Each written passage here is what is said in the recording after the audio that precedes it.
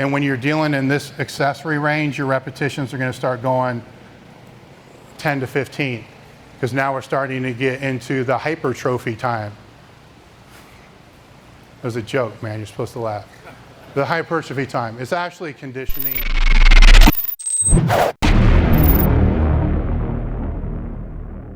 From a training standpoint, and Nate will touch on this a little bit more because he's going to talk about other sports. Keep in mind the demographic I'm talking about.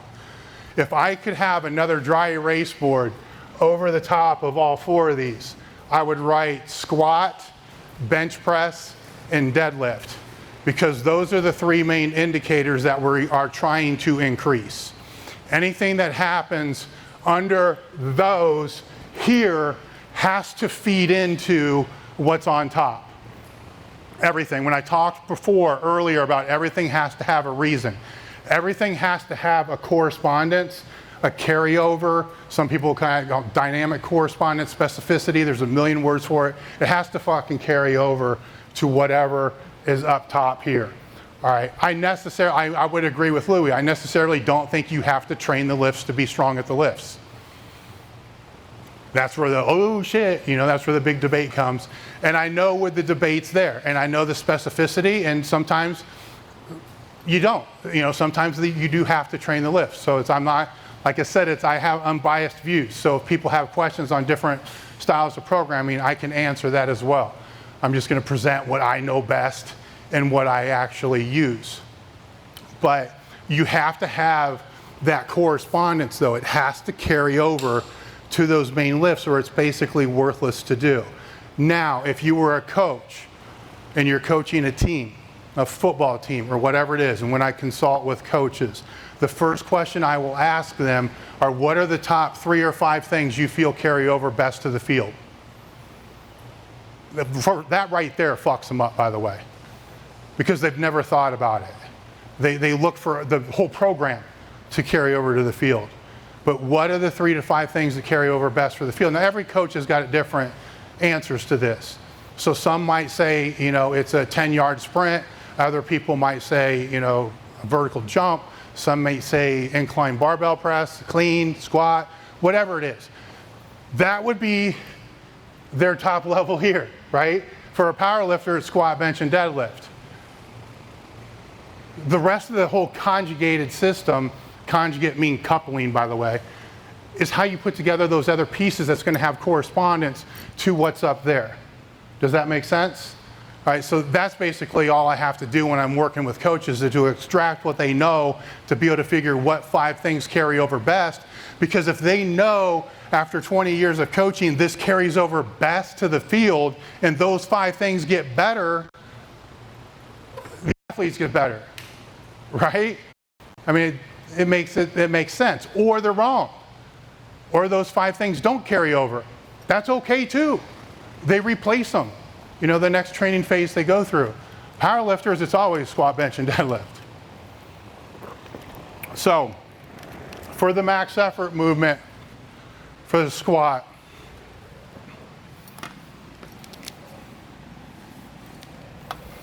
I need to know where I can go, and you guys still see this. Everybody cool? Cool? Okay. That's going to be that max effort exercise that I talked about. You're going to wave that. Every week is the goal. I do understand if you're working with beginners, they may need a week to get acclimated to the training. All right, so they've never done, a medium stance safety bar squat in their fucking life. So yes, they may need a week of doing 3 or 5 to get acclimated to the movement. And then the second week, you can work them up until they have technical breakdown, or they max out on it and not miss. Key things: max out, not miss. The movements that are selected here have to have some type of dynamic correspondence, which means it has to carry over to the squat, bench, and deadlift somehow. That can be via time under tension or time under strain, like we talked about, or it can be the actual movement itself. This is not a movement where you're going to select an exercise to try to fix a weak point. It's like, well, you know, my upper back's weak, so I'm going to do max effort work that's going to really pound the upper back. No, the fucking goal of the max effort exercise is not to bring up a weak point. We already discussed that earlier. It's to strain. So straining is the most important thing. Straining and thinking is the second, you know, that's also in there. And the time that you're going to strain also plays a role in there. You know, mental fortitude, getting tight, you know, all those other kind of things play in there. The sooner you can get to a point where you can change that on a weekly basis, the easier you're going to be able to recover from that. The more advanced the lifter is, the more movements they can use, because they're not going to rely on those movements to be indicators to tell them where the strength is. Intermediate needs to use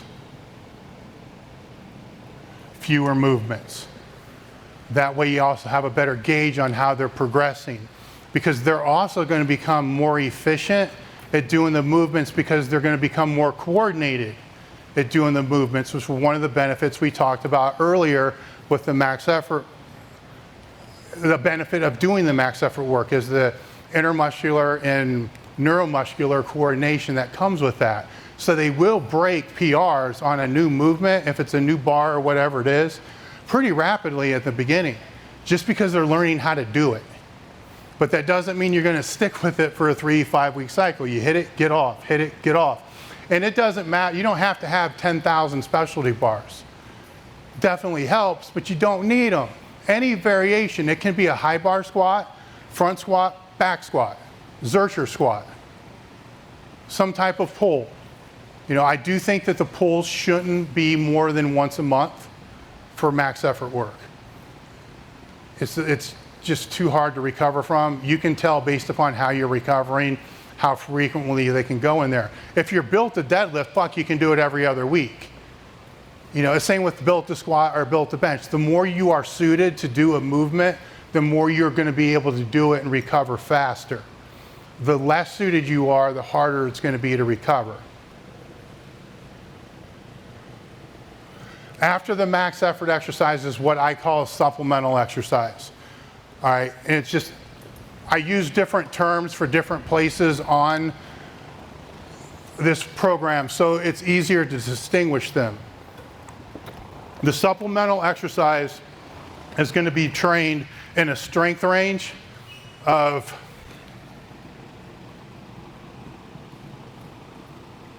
3 to 5 reps, and that's where you can fall back onto, you know, the Poliquin's chart, you know, to be able to know where to go in there. But whatever this exercise is, this is where things are going to get a little interesting. Whatever this exercise is, don't be so concerned with it having that correspondence to the squat, bench, and deadlift. Whatever this exercise is, you want it to have correspondence to whatever the max effort exercise is. So over a period of time, you're going to find certain exercises drive your squat, bench, and deadlift. For me, my floor press, my close grip incline press, and my 2-board press were fucking critical. So all the supplemental exercises I did were to drive those 3 lifts up, because I knew those 3 lifts corresponded directly to my squat, bench, and deadlift. So I wasn't worried about making the squat, bench, and deadlift better. I was worried about making the things that make that better. You see that? How that works? So if you're in doubt, right, you don't know what your weak points are. We'll talk a little about weak points here once I get through this. If you're in doubt and it's squat, deadlift, it's more than likely, the high percentage of the time, it's going to be hamstrings. So it's going to be something like a glute ham raise, or something that's going to work the hamstring from origin and insertion. So a manual hamstring curl, maybe, you know, maybe not, because the knee really doesn't drop. You know what I'm talking about with the manual. You know, when your knees don't drop, that's not a glute ham raise, by the way.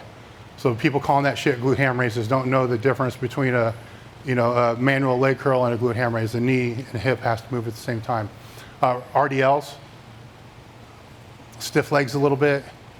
Those are things where the knee and the hip are moving at the same time. That's generally going to have higher correspondence to the squat and the deadlift, because that's what happens in the squat and the deadlift. Now you have variations that you can run off of that. You know, even off of the max effort stuff, you got variations when you start throwing in bands and chains, but that's going to be a different conversation. Once you get through there, there can be what I would call supplemental number 2. I mean, if somebody is in shape, they are conditioned, they can do 2 supplemental movements. I don't typically recommend it, but they can. I'll show you the trade-off to that here in a second, but they can do that. 4, we're going to start dealing with accessories. What are the accessories? Accessories are the things that are going to make the supplemental exercises better, right? Okay, so let's fall back here. Your max effort exercise, you see that moderate stance, low box, yoke bar, squat. It has a carryover to your deadlift. Usually it actually carries over to most people's deadlift because it puts you kind of in a deadlift position or pretty close to it, and the strain's usually a bit higher. All right, so that has a correspondence. So you know it has a correspondence. Now your supplemental work might not be hamstrings. It might be more quad dominant because your closer stance, it's dropping down a little bit lower, so it's going to be more quad activated. All right, the accessory to be able to help the quad to build that yoke bar would be what? I mean, it's just a process of elimination. What muscles are you training? You know, and if you don't know what muscles you're training, that's where that single leg can come in that you were talking about, because you're falling lower down here. And when you're dealing in this accessory range, your repetitions are going to start going 10 to 15, because now we're starting to get into the hypertrophy time. It was a joke, man. You're supposed to laugh. The hypertrophy time is actually conditioning, and then from there can be other accessories or what I would call, you know, prehab type of crap. It's the shit that you just have to do that you don't want to do, but you need to do. You know, that needs to go in there. That's where I think, you know, if the split squats, single leg shit isn't here, it's probably going to be down into here. And sled drags, you know, band pull aparts, shoulder work. Actually, this is lower body.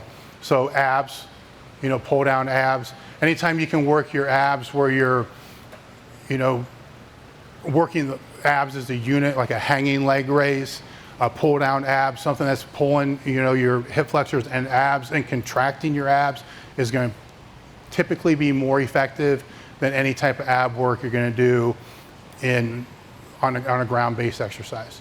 You know, because you squat on your feet. So anything you can do in your abs standing, even if it's a chop or something like that, is going to have more correspondence moving up. Abs, lower back. So generally, if I wanted to run through this real quick, you know, you got the max effort exercise, glute ham raises, reverse hypers, pull down abs, and bullshit. You know, sled work, stuff like that. And that would be a basic layout for this.